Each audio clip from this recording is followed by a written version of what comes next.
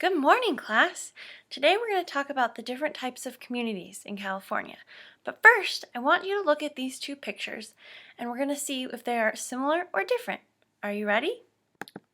Okay, so we're having a few technical difficulties, but I'm going to show you the pictures on the iPad. Look closely.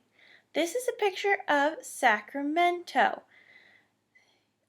Do you see everything? Good. The next picture I'm going to show you is a picture of San Francisco. Now these pictures are pretty old, but do you see any similarities or differences? I want you to think about it. I'm going to put these pictures up on the overhead, and I'm going to have you write in your journals for a few minutes, writing down what similar and differences you're seeing.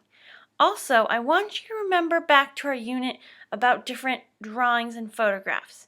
Can you remember the different mediums we talked about, and also the different views that these drawings or pictures could be taken from? If you can remember, write down which of these pictures is what. Okay? Let's get writing. Okay, class, remember I asked you to write in your journals quietly, so I don't want to hear any talking. You have about 3 minutes left. Okay, so now I want you to raise your hands and tell me any similarities or differences you saw in these pictures. Are you ready? I'll call on you when you raise your hands. Great, you guys did notice a lot of similarities and differences in these photos, which is not surprising since they're from different places. Now, who remembered when we talked about different mediums? Good, that's a lot of you.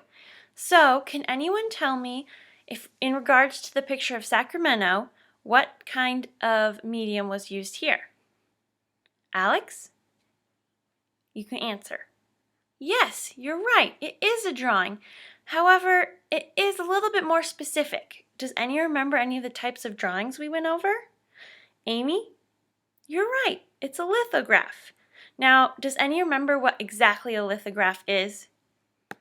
Wow, you guys have great memories. So now how about the picture of California, San Francisco? Does anyone know what this one is? Max. You're right, it's a photograph. It looks like it's been taped together because they could only fit so much in, huh? Yes. So now we've discussed medium and similarities and differences. I did ask if you could remember the view. Does anyone know what view these pictures and drawings were portrayed in? Curtis.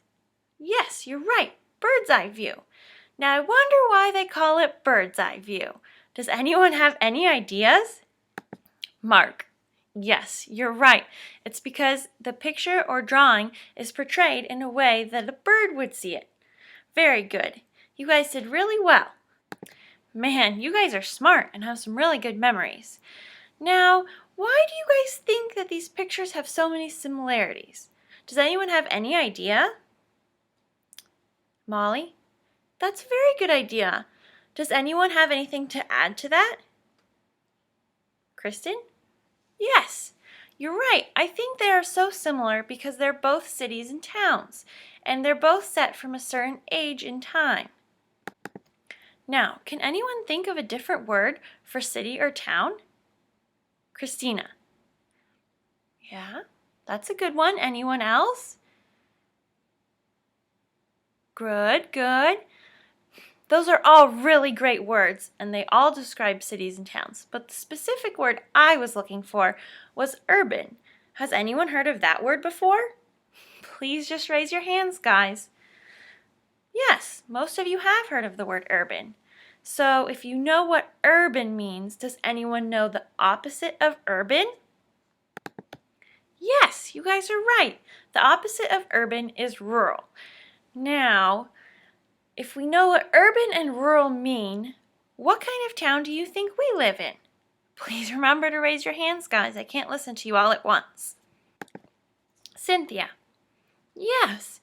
You know, we could be considered living in an urban place because technically we do live in a city. But you're right, Matt. We could also live in a rural place because we do live quite far out. You guys had some really good arguments for why we could technically be considered living in both rural and urban areas. See, it is a little bit difficult to tell sometimes. Okay, enough of this lecture. I want us to work on a project. For this project, you're going to work with your partner pair, the person sitting next to you, and that's the only person you're going to work with. Yes, Molly, since your partner's not here, you can team up with Max. Okay, so what you're going to do for this project is you're going to create a bird's eye view of your own urban or rural community. Now, as a group, you need to decide if you want to do urban or rural. You obviously can't do both. It should be pretty easy for us to tell, also because of the different aspects of the community. Also, I want you to pay special attention to the architecture of the buildings you make. Do you think a rural place is going to have skyscrapers? You guys are right. I don't think so either. And I don't really think a rural town, excuse me, I'm sorry guys, that was wrong. An urban town is going to have a farm silo. Okay, so remember, as a group, you need to decide between rural or urban. And it needs to be from a bird's eye view, and you need to pay special attention to the architecture. Other than that, you guys can create however you want.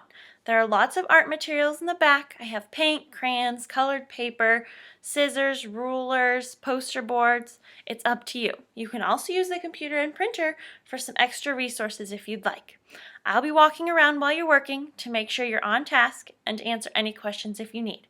Remember, the textbooks are in the back if you have any questions about the differences between rural and urban. Any questions? No? Let's get started. During this portion of the lesson, the teacher, will be walking around making sure the students are on task and understand the differences. But since I don't have a class, I can't do that. I would give the students about 30 to 45 minutes to work on this part. Okay, class, you guys all have been doing a really good job on these projects. I really need you now to clean up quickly and quietly and then return to your seats. If the classroom's not clean when we leave, you guys are going to miss extra PE points. So don't forget to make sure everything's spotless.